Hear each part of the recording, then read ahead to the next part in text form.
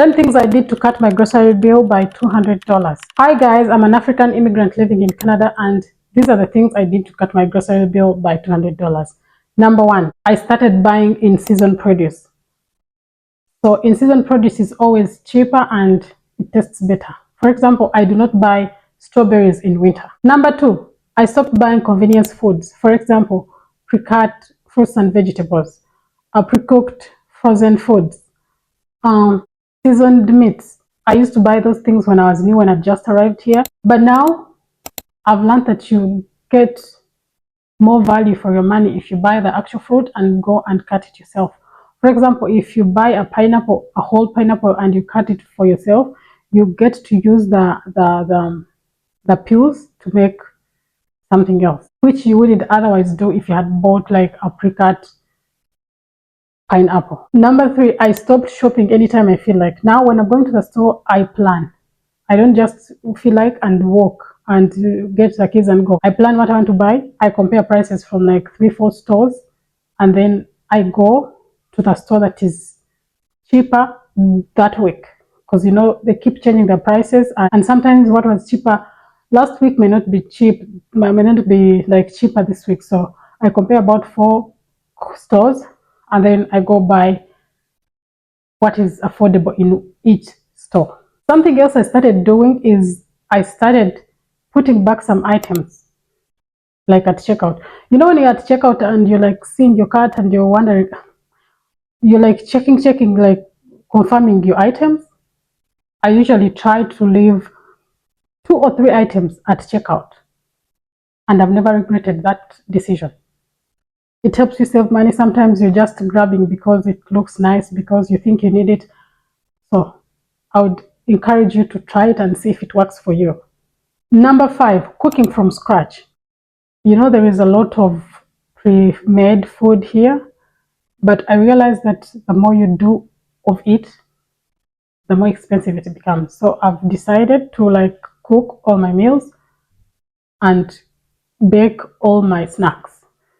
It's cheaper for our family and it's more healthy because I know what is in the ingredients I'm using, and it's more filling and it lasts longer, and it's cheaper because we are trying to save money here. Number 6, using alternative proteins other than meat.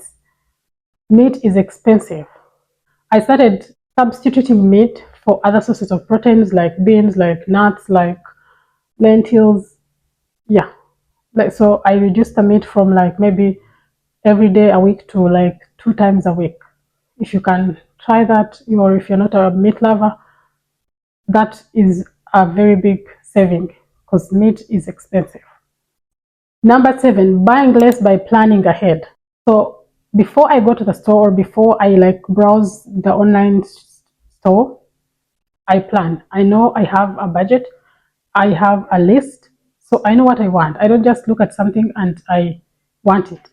Yes, for us, I check the flyer, like the weekly flyer. I'm looking for sales, I'm looking for stuff like that. So if I get a good sale on a flyer, I'm buying it and I'm like substituting it with what I wanted. For example, I do vegetable to vegetable, fruit to fruit. I'm not rigid with what I want. For example, if I want apples and I find like that week pears are on sale, for me it's okay to come with the pears and not the apples.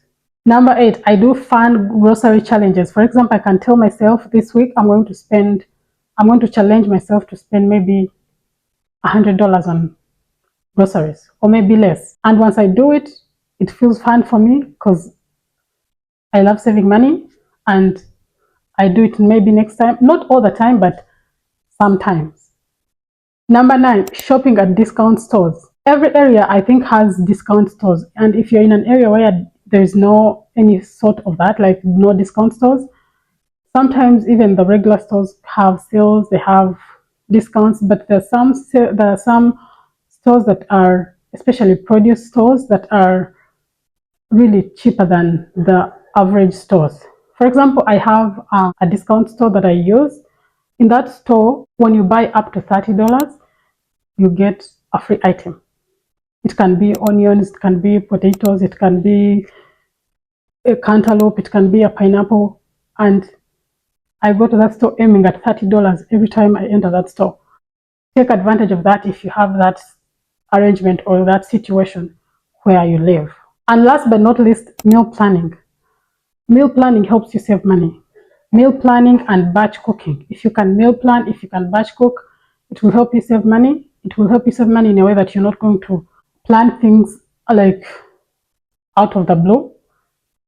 And when you do that, sometimes you have to do takeout, which is unplanned, or sometimes you go to the grocery store without a plan and you buy random stuff. It's a good way to maximize your savings on groceries as well.